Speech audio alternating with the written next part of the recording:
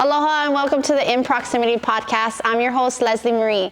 And today we're going to talk a lot about athlete development because it's such a buzzword. And when we oftentimes define development in an athlete, we usually think of just performance and their physical attributes. But I think when a coach has a skill set and a way to communicate and articulate that to an athlete, it's so powerful because it can really shift their mindset to just reach the next level. And I personally got inspired by this guy. He's just doing phenomenal work.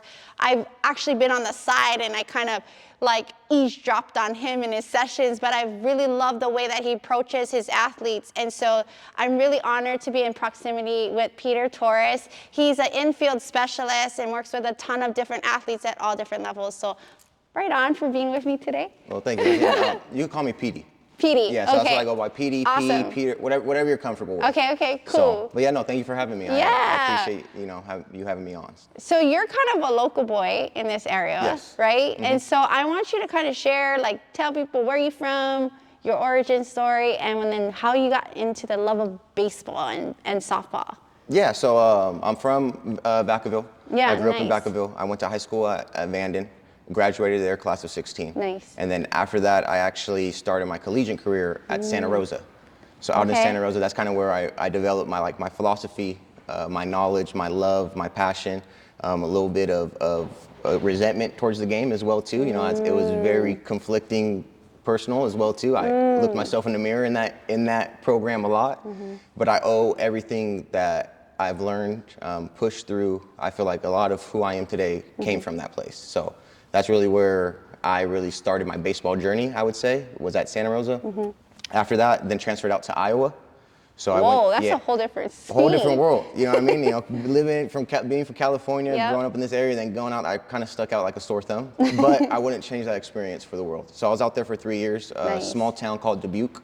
It was on the border of Wisconsin and Illinois. So I was able to see different. It was diverse in its own way as well too, but it was like the Midwest diverse. That's crazy. Yeah, so it was like really. So that's honestly kind of where I didn't really build a passion for baseball in a sense out there. Where I really built a passion was for people. It was understanding different personalities, navigating, knowing that I'm from a different area, knowing, who I can talk to, who I can't talk to, where I can go, where I can't go, just navigating, life a little bit, just because it was different areas. It was still kind of old school out there in a sense. So, but it was phenomenal people, phenomenal place. Would I go back? Probably not. But I wouldn't change it for the world. Is it colder? It's colder. Oh, absolutely. My first year there, it was like a mini polar vortex. I'm not sure if you know what that is. It was like negative 10 to like 20 for like a week or so. That's crazy. And it snows for about 3 months, like snows. Every day, just wake up and for a Cali boy, that's gotta be hard. But it was but I loved the perspective it gave me. It made me understand different people's way of life and why they did what they did and why they had such a simple living compared to why we're so fast paced. You know what I mean? It just really put things into perspective for me. Oh, right on. So, we were chatting off before we jumped on camera, and it was a lot about where that kind of growth happened and your adversity that you had to go through with kind of resenting the game. Yeah. Talk more about that and what you mean by that, because I feel like that, our adversities and those moments in our lives, they really shape the way that we approach our life. Right. So talk more about that and give me some depth to it. Well, I mean, I guess for myself, we see all the time on Instagram, everything's picture perfect. Everything is, hey, you need to push through this. Hey, here's someone that pushed through. Hey, whereas I've learned, and I have learned a lot from people who sometimes failure was a great teacher for them too. And, you can learn a lot from any situation. Whereas the reason why I brought that the resentment thing is because there was a point in time I almost quit at Santa Rosa. And it was getting too heavy, it was getting too much, and it was, unbearable. And because the conflict I put on myself, you know what I mean? The intro side of things. Right. Whereas someone else looking in, they would be like, hey, that's not that big of a deal.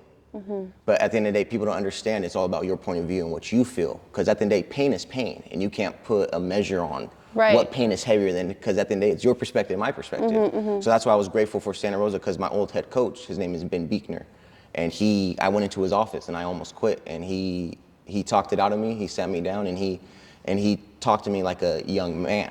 not like one of his athletes, not like a brother in a sense, like an older brother. And I'm always grateful for that. So that's why I understand that, yes, I think pushing through and is big and stuff like that, but also understanding like your feelings, understanding where you're at and stuff like that, because you could push through and still feel like shit and still not get to the root of the problem, and that still is compounding, still trickles over to something else. And I feel like if you get to the root of your stuff and stuff like that, it gets a little bit easier. Right. If that makes sense. No, absolutely. Because, you know, a lot of times we work with these young kids and these young athletes, and there's pressure, right, from mom, dad, from maybe their high school coach or their travel ball coach, and then they come to see us and we're trying to teach them a skill set, right? But there's so much more that we can kind of compound in that session. Absolutely. So I want you to talk to me about, like, because I've always been really intrigued by how coaches talk to their athletes. Right. Like I love that as a performance coach. I actually like honor the that. articulation of it. Exactly. And so when you're with an athlete and they're coming in and they had a really crappy day, right, at school, or a crappy moment, car ride with mom or dad, and then you feel their energy, how do you shift that? Well, it's crazy you say that. So I do a thing, it's called flip a switch before every session. It's 10 jumping jacks. It's more of just like a introspective drill. Nice. Is I go, hey, shit happens outside of here for you, shit happens outside of here for me. At the end of the day, if you can bust your ass 1 hour for me, I can bust my ass 1 hour for you. You make a decision from here on out. Go ahead, flip your switch. So I love that. So I let them make a decision. Yeah. Cool. If you don't want to meet me halfway, I'm still going to be the same person. I'm not going to beg you. I'm not going to push you. But then you got to go home and think about the effort you put in at this lesson. Because now you're not letting just yourself down. You potentially could be letting down the investment that your parents are making on you. Because I always make that known. And one of my biggest things that I let parents know too is what I've learned. There's always secret contracts, if you know what I mean, between parents and kids. Oh yeah. Okay. Whereas most times or not, when parents come to us and want us to train their kid, where do they want their kid to end up? More say college, right? College sports, this and that. More times than not, whether it's 9, 10, 11, or 12, more times than not, they want them to go to college. Right. But sometimes those kids only know what they want to do at that age. And I think them pushing that on them so hard and having that secret contract builds a lot of resentment. And the only reason I can say that is from my experience. Whereas I was still figuring out myself. You know what I mean? Whereas that's why I talk to my kids like they're adults. I don't think coaches should talk to their kids like they're kids. And that's just my own perspective. I was very self-aware and very tuned in at a young age. Whereas I give all my kids the benefit of the doubt. Until you show me, hey, okay, I got to change my articulation. Hey, but I train a 7-year-old, I talk to him like he's 16. And he's just able to navigate that. Right. Like it goes back to everyone's their own individual. And I think you're okay. When it comes down to who you're dealing with, it's just reading the room, like you're talking about, and knowing not every room is for every individual. Right. So that's so important, because sometimes you have the expectations, and this is just like in youth sports in general, and why I really love doing this podcast, because I sit down with all you coaches and I want parents and athletes to hear the perspective. And we oftentimes think of the higher level of like college already, and these kids are like just developing in terms of puberty, or like learning how to just remember to bring their water bottle. Right. So when you have like these higher level expectations, it puts so much pressure on the kid. Absolutely. So when you are working with an athlete and the parents, what are kind of like your foundational, I don't know, pillars that you have? Do you kind of set the tone with the parents at first? Like, this is the expectations, this is what I'm going to deliver, and this is what I need from you. Like, how does that work? How does that transaction work? So whenever I talk to a family or they're interested in training with me, I always let them know, hey, this is college prep development to its T. Like, if you're looking for that. Yeah, that's But if awesome. you're looking for just development individually as a ball player and themselves, can also be this too. Right. But we got to have expectation management from the get. Right. Because at the end of the day, I'm not going to sell you a dream and fall short, because then that's going to fall back on me and my business and my stature. And I want this to be where people come and know what they're getting, whether it's elite, high level, or just, hey, let's just play baseball and feel good and get my confidence up. There's a place for both. Right, absolutely. But that's where I got to learn how to navigate those places and have those, sometimes tough conversations with families where they might see their athlete at a different level. But I am a teller that the game, whether it's baseball, football, basketball, the game's going to tell you where you're at. And it's up to you if you want to listen. And some people are just too hard enough to not listen. And I speak from experience. What's your hardest conversation that you've had to have? Like, give me an example of a conversation you had. The level that they have, where they think their kid is and where they want them to go. For example, I had an athlete who just played Little League. And they were bouncing from team to team, trying to find it, this and that, weren't playing this and that. Whereas finally I had a conversation and say, hey, how about it's just his production and where he's at? Maybe it's not the team, maybe it's not the coach, maybe it's not this. Because at the end of the day, if it's the same problem from team to team, sometimes you got to flip that mirror around. Yeah. I was just going to say, what I mean? Yeah. So it's like, those are the toughest conversations. But at the end of the day, Were they responsive? Absolutely, because That's I awesome. don't attack. I come from a very neutral standpoint, because to be honest with you, I enjoy those conversations because those are where I get to see your real character as an individual. We can make anybody feel good and he's fun, he's this and that. Yeah, well, the environment was a feel-good environment. Well, let's get into an environment that's uncomfortable, that challenges you and challenges me, and let's see our characters with each other. Let's see how we handle one. Let's see where the respect is. Oh, I love that. You know what I mean? Because that's where you can really see where it's at. Right. You know what I mean? Not just because it's a good environment. If everyone's winning, everyone feels good. We can have the best conversations in the world. But now let's lose and see how this conversations. So it's really interesting because the way that you look at things, there's had to be that one person or two people, three people, your village, that has changed your perspective. You mentioned the coach. Yeah. I know, and you gave a little bit about that, but were there other people, your mom, your dad, like that just really shaped the way that you attack life? Because you have this intensity about you. You know what I mean? I've been told that. But I love it. No, it's seriously, but it's, and I appreciate that because I can be intense as well, right? And so there's people that shape our world and the way that we view things and approach life, right? And the way we move. So who are those people? I would say a couple. So ones that are more tangible that I can touch would definitely be my dad. My dad was a correctional officer. So growing up, it was black or white. There was no in between. And especially being his environment, very tense environment. Fortunately and unfortunately, he brought that sometimes home, and that allowed me to navigate environments and places and things at a young age, if that makes sense. Yeah. So he made me very introspective. He made me very self-aware, and I can't put a price on that at all. But now when it comes to just understanding and trying to weigh options and stuff like that, I would give that credit to my coach, Damon Neidlinger from Santa Rosa. Nice. He is probably a legend, a pillar, a motivator for countless of individuals that has played for him. But he just allowed me to finally look at myself. And I think that's where I appreciate him, where he made you trying to see if you're a man. And if you're not, then you're not yet. Was it on the field that he did this? Both. Both? Nice. Both. Whereas his favorite saying was, once we figure out the man, the rest of the shit figures itself out. My favorite saying of all time from him. Once the man... Hashtag. Yeah, right. And I think the biggest saying from that is it's, once you figure out that you want to be a man about things, you'll go work out.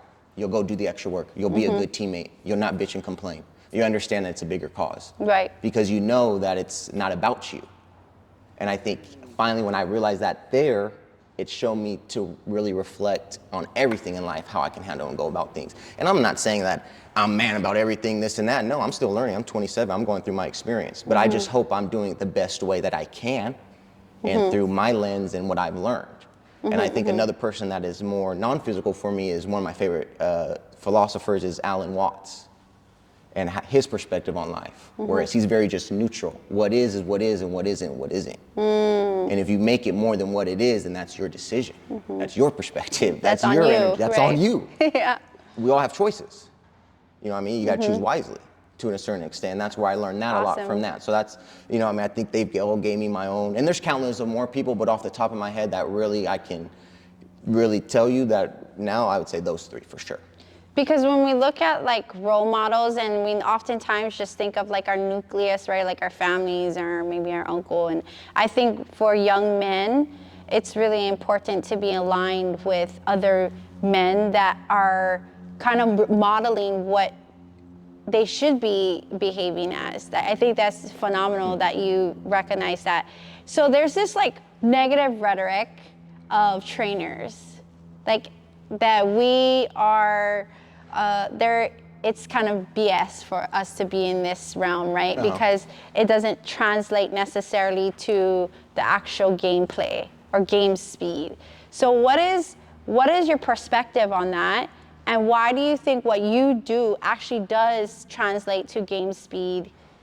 And yeah, go ahead and share. I think it just depends on, at the end of the day, the trainer and how well they can manipulate the environment. Because at the end of the day, a game is just an environment.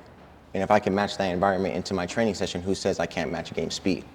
You know, whether that's emotional, physical, metaphysical, whatever the case may be. Right. So I think if you control the environment, then it's a lot easier to simulate the game speed, you know, but not just physical reps.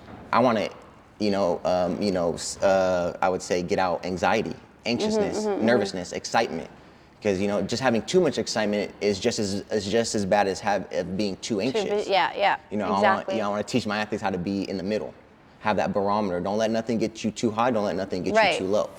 You know, be even Steven is like I tell my athletes and stuff like that. So I think it just comes down to how well a trainer or an individual can simulate game speed in whatever field they're in, whether that's baseball, softball, whatever it is controlling that environment. Right, because we never had that growing up. You know, this is kind of a new phenomenon to have like a trainer or a specialist on your team. It was just like your park league coach, and then that's it. Yeah, that was so it. Like this is such a new environment, and so when I listen to these conversations, I oftentimes think of like you mentioned, when you were younger, it was like the lack of the direction, right? Or coaching or whatever. You wish you had more, and if you did, maybe you could have actually, you know, stacked on it.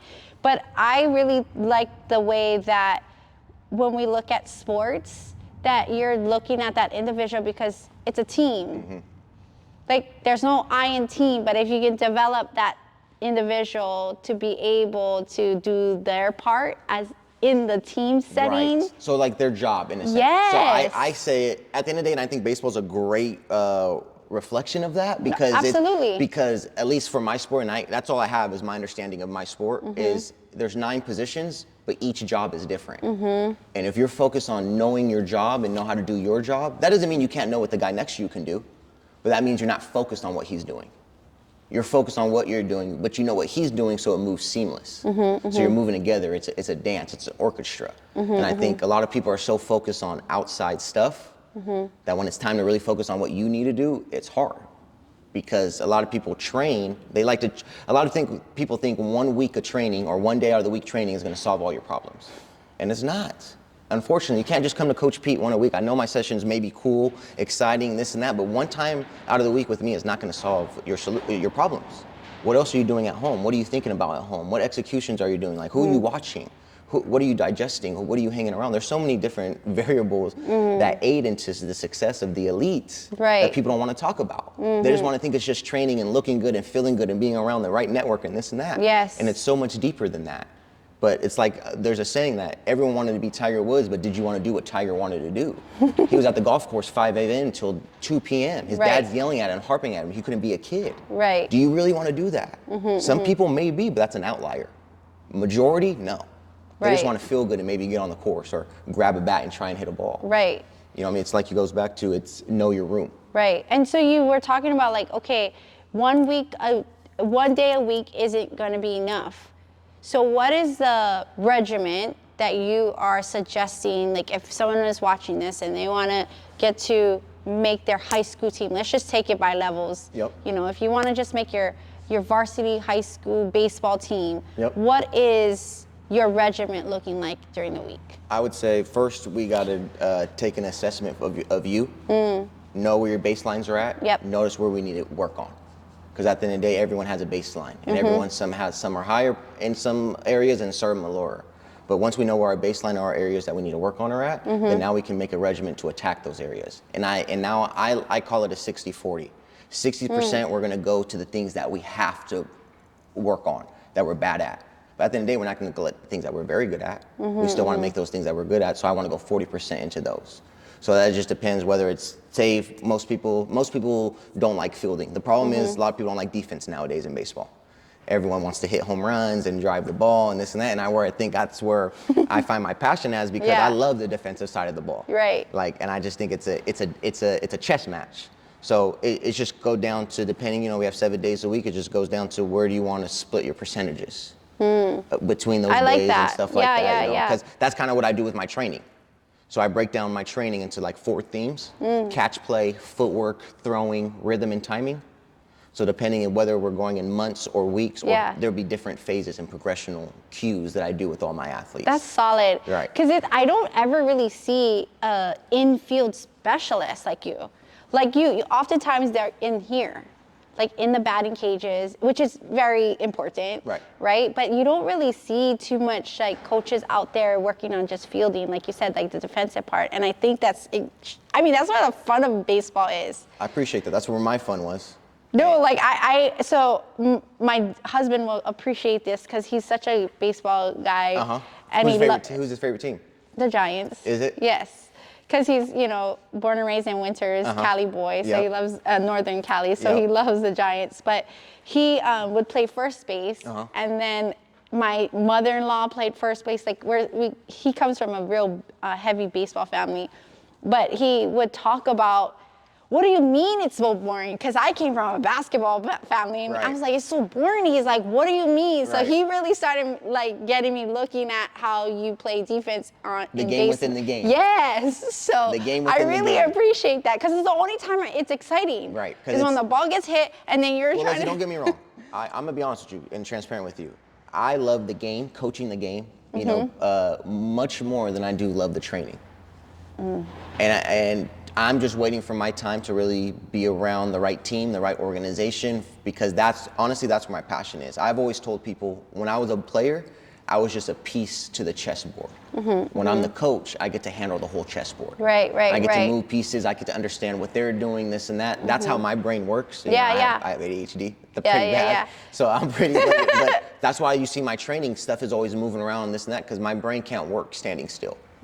I want to be able to hammer 4 things that you need to work on at once, but also incorporating all 4 things at the same time. Right. So that's so cool. That's where it comes from a little bit. Nice. Okay, so going off of like the next level is college. Yep. What is those conversations and what is the regiment looking like? Because, when people come to see me, I'm the strength conditioning, they're coming to me for speed. But when are you suggesting that these athletes like seek out those types of parts of their regiment, right? Because they got to see you. Oh, absolutely. And then they got to build mass or whatever it is.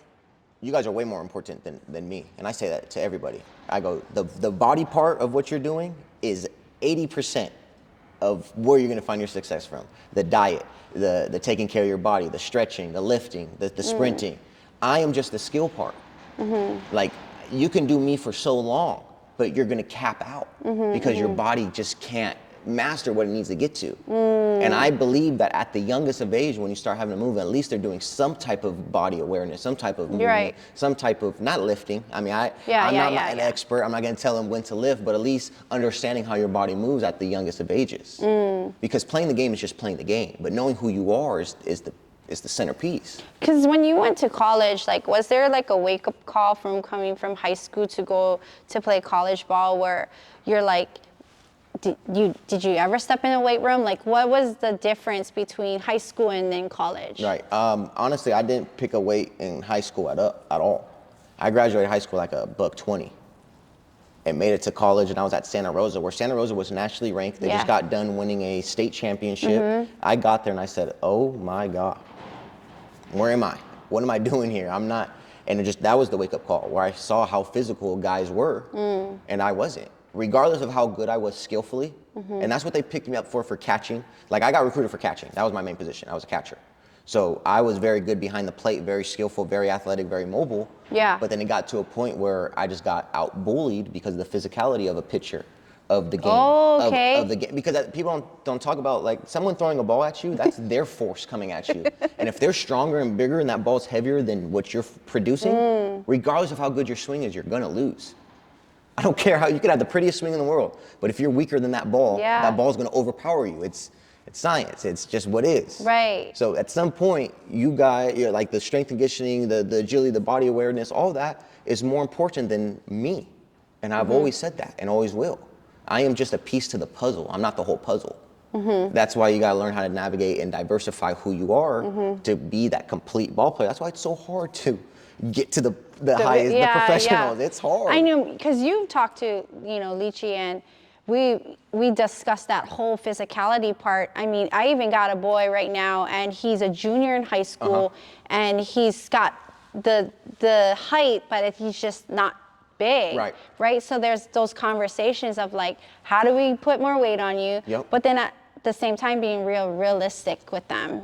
Like maybe not look at a D1 school, maybe look at a D2. Or a JUCO and develop a little bit more. Exactly. I'm a JUCO developer. Hey, if you're not ready to go start at whatever college you're going to, and I mean start, and make a difference, then I always will push go to a junior college and develop. Because it's not just develop as a ball player, it's develop on who you are too. That's so solid. You know what I mean? At the end of the day, absolutely. You just graduated high school at 18 or 17 or 18.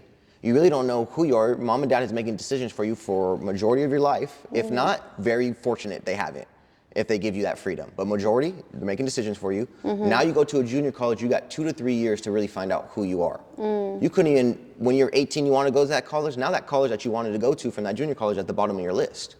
But since you made such a rash, impulsive decision, now you're running through the portal for the next 4 years because you didn't want to just understand who you are. Right. That's why I always push junior college, but that's my perspective because I went there. So I'm a little biased, absolutely. Yeah. But that's all I have. But there's so much development that happens in an 18-year-old versus a 20-year-old coming out of the portal. You've got experience taking 12 credits and, balancing college life on top of social life too. Exactly. No one talks about social life too. Oh too. yeah, and then the mental aspect of, just like you said, if mom and dad was 100% controlling my life, and then I have like nobody controlling my life but me, it's such a transition. So I love that you bring that up, because we don't talk about that enough. No. We're always talking about like the big schools, and these kids want, and I don't ever feel like we should be killing their dreams, but there's got to be these conversations, really hard conversations with them, like, hey, maybe we can just like regress on it. Don't ever stop, but like, let's see how we can build you up for the next couple years. Absolutely. Awesome. Because I a lot of times just want the conversation to be had between, like, having an interview like this and talking with you when you have athletes. It's to hear it. It's important for them to hear it, because they're like, oh man, okay, maybe we plant a seed, right? Absolutely. So when you were in college and you were going through the transition, you said you were like, okay, I'm gonna come back home. What made you like start your business and do this? Is your bread and butter? I started it out in Colorado.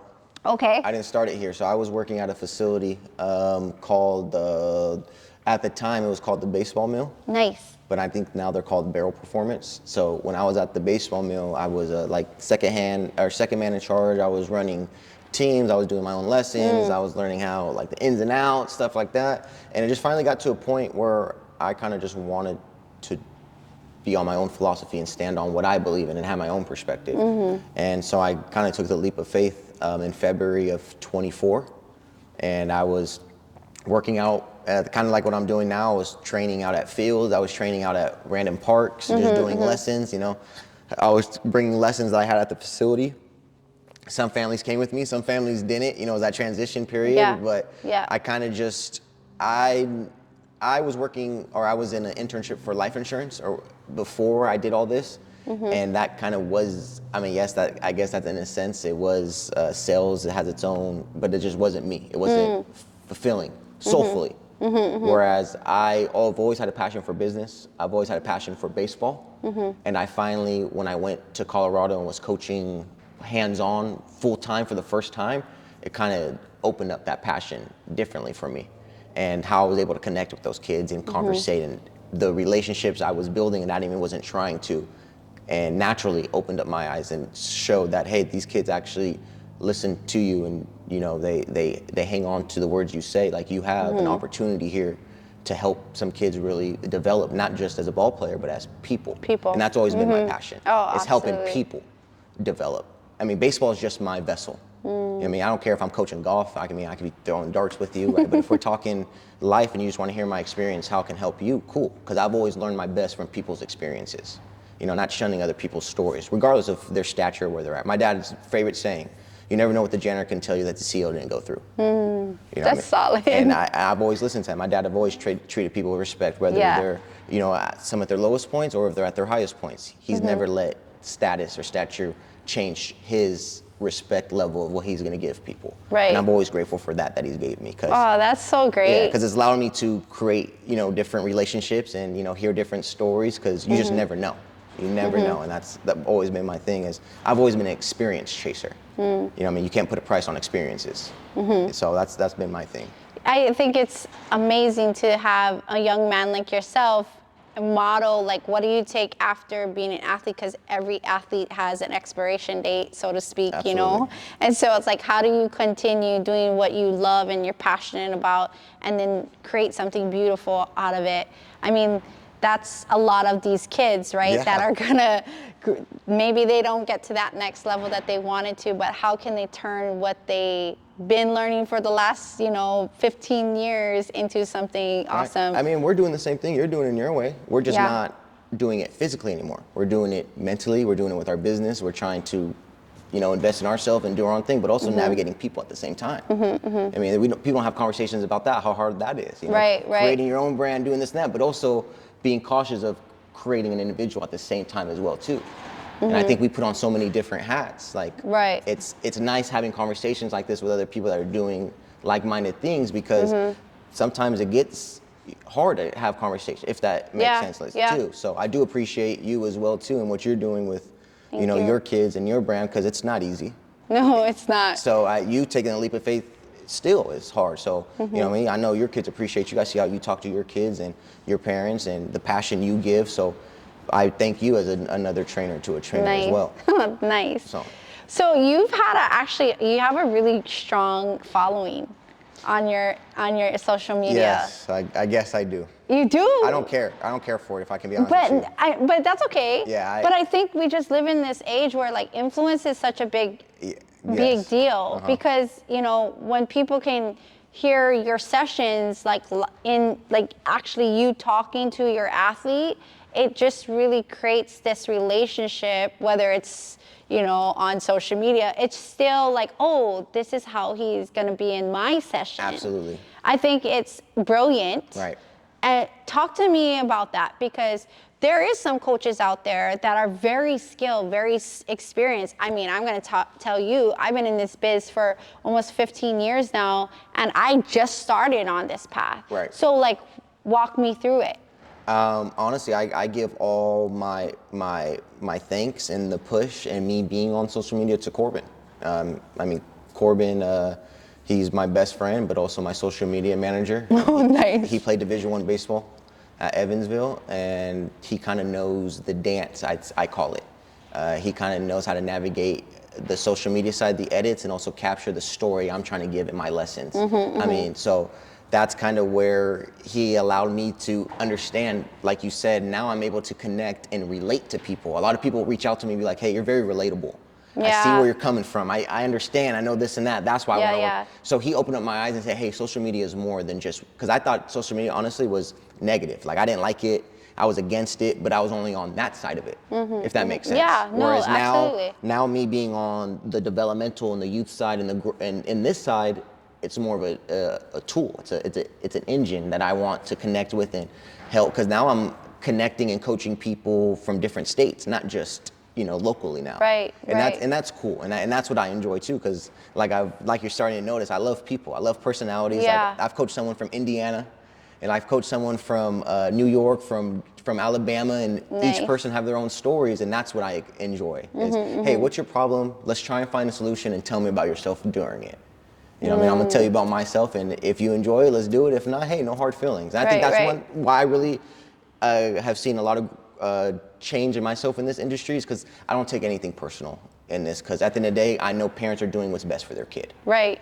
And at the end of the day, I want what's best for your athlete if I'm going to be in this industry. Right. You really got to care. You do. Like, we're in the business of people, and you have to, like, care about them Right. when they leave you. Right. Yeah. Absolutely. No, that's so solid. So when you are in your sessions with your athletes and you're being filmed, are you also thinking about, like, okay, this is what I really want to add value to people that are probably not right in front of you or in proximity of you?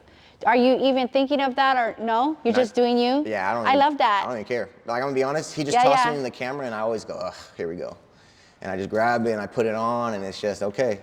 And sometimes when a family comes, sees me, and they see that the camera's out and that's their first lesson, they're like, oh, this guy's it's for the Instagram. But then when Corbin's not there, and they see that I'm even more intense without the camera, they're like, oh shit, like this is what he loves this. And I do.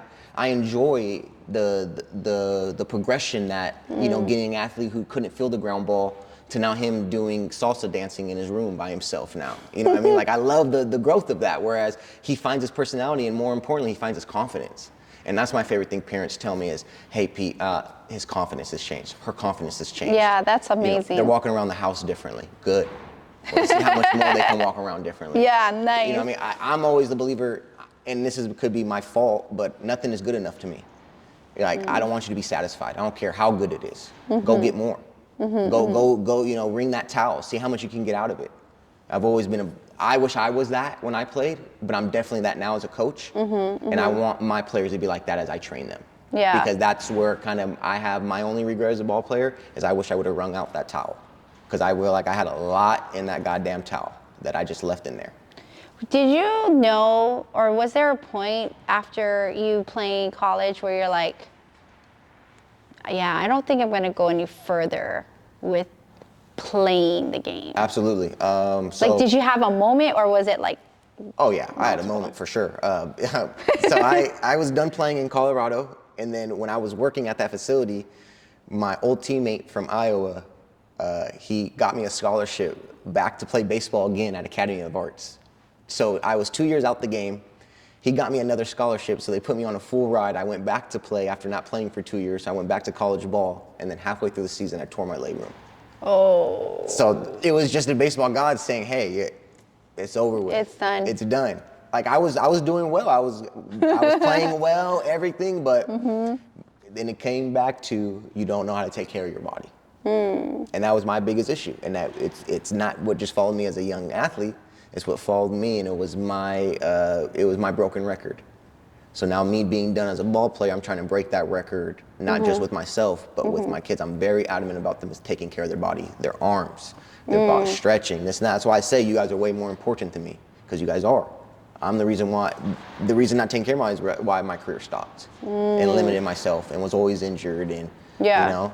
But so that's why I'm very big on the strength part, the conditioning part, the stretching, because I'm only 20%, and I always say that. There's so much, 80% is the diet, the body, that's more important. And I'd rather have that guy, because I can always work on your skills, we'll always get better. But if you're always injured and can't work on your skills. Right. Or you didn't sleep the night before, you're going to give a half-assed session. You know, whatever it is. All that plays a factor. It compounds. No, absolutely. Maybe not when you're 18, 19. But when those guys that have been doing it right go 23, 24, they're at a different level than what you are at.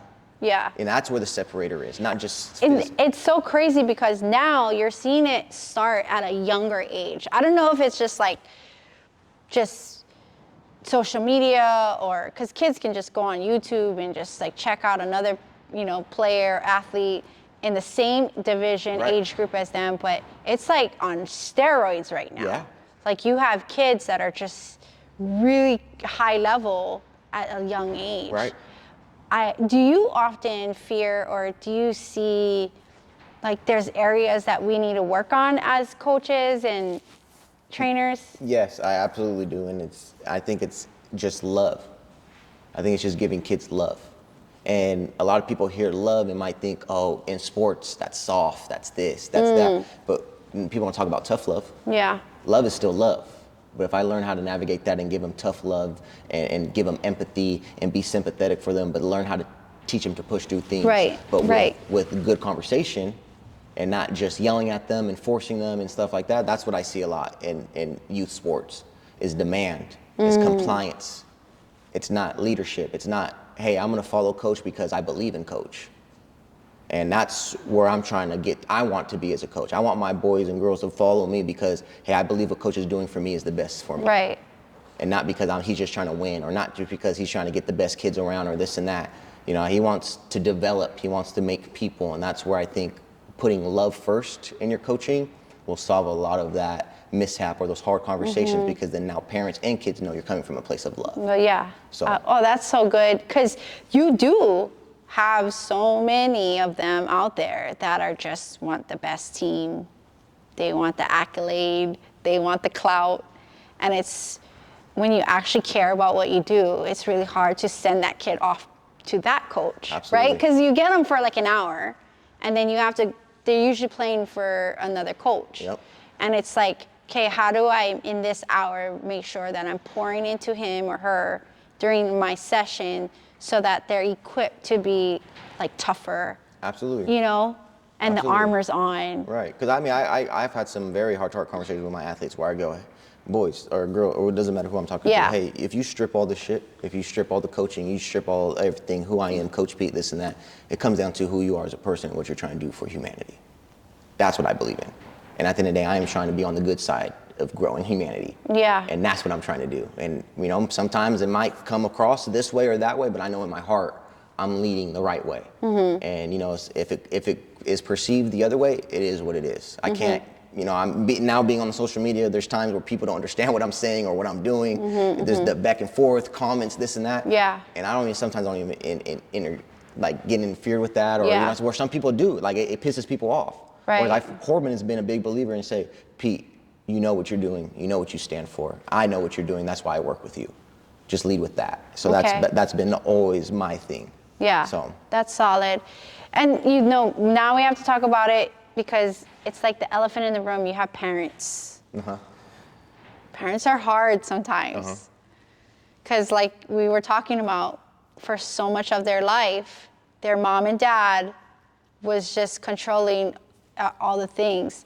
I feel like we're in this new age because there was like the Tiger Woods stage, you know, and then the like the Kobe's and Yeah. you know, LeBron's. Like we're just in this really crazy era where you have parents that actually help manage their kids' success, Yep. but then also the balance between it, right? Like how do you, when you have to deal with a parent that can be really overzealous. Yep. And I'm interested to know, like, have you ever had experiences or you're kind of navigating on how to deal with that when you do have a parent? Because I've come across multiple. Absolutely, I have too. And I would say, honestly, Liz, I let them be, because it's deeper than just this lesson. I know it's at home. I know that it's a lot more than what they're experiencing here. So who am I to tell a parent how to parent? Yeah, exactly. It's my biggest thing. Right. Now, if they ask my opinion, I always go, are you sure? Are you sure you want my opinion? I always ask that when parents ask me or this and that. I always ask, because sometimes my opinion isn't what they're going to want to hear. And us at the same time, my opinion is opinion from someone who doesn't have a kid. So I already only have so much of my lens, you know what I mean? So Yeah. I'm very transparent in that sense with parents, whereas there's been times where I say, hey, okay, that's enough. Come on, let him be. But for the most part, I let them navigate that because I know it's a deeper problem Yeah. than just the lesson. Right. And regardless if I nip it now here and I just make the parent more mad because he can't say anything or she can't say anything, they're gonna get even more at home. So maybe them, you know what I mean? That's how I'm thinking about it, because Yeah. I'm trying to put my shoes in my athlete's shoes, myself Yeah. in my athlete's shoes, and see how they're. I mean, that's why I do this too, is because I'm a mom of 4, and there's conversations that parents have, including myself, that I had to look in the mirror and be Yeah. like, let's like lay off. Right. Right?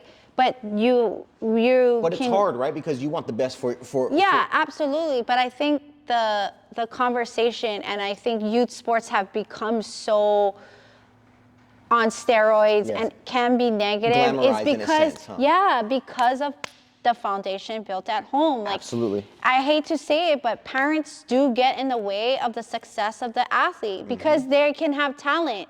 They can have so much skill set and so much promise, but they're gonna, like, there's a point where you're gonna break and you're gonna say, F it, just in resentment to the people that wanted to pour so much in you. Absolutely. There's a coach I follow. He's a football recruiting coach on Instagram, and he always says elite players have elite parents. Yes, I know who you're talking about. You know what I'm talking yes, about? I do. And I'm a big fan of him. And he says Huge. He says stuff that most people don't want to hear and this and that, but it's true. Because it's a hard pill. Right. And I'm always been someone that just because they coach football, baseball, soccer, or this and that, doesn't mean their message isn't applicable to here. Yeah, yeah. Like, people think I just got to listen to baseball people and this and that. No, sometimes baseball people or you know, I mean, their perspective is not the same as someone from football, where their development and they're getting, I call it getting ready for war.